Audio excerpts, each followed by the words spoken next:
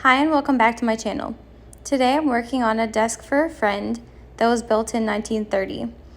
As you can see, it has some pretty significant chipping in the veneer and all over there are scratches, but they're especially bad on the top.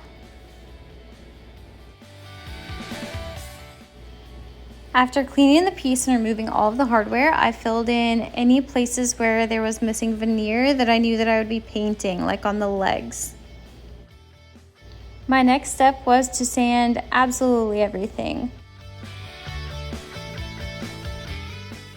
I absolutely love how the drawer fronts turned out.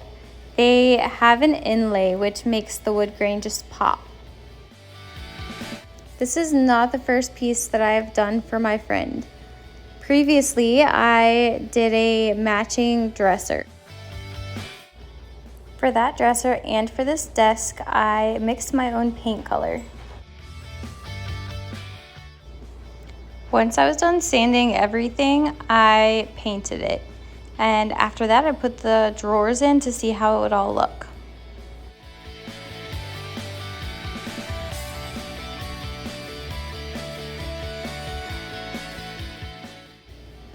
I hadn't yet decided what I would do with the edge of the top because the veneer was very chipped.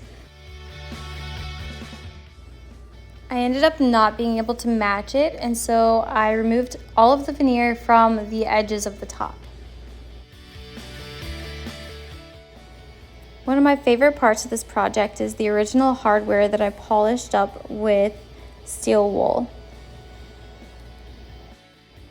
To protect the piece, I decided to go with an ultra flat varnish finish.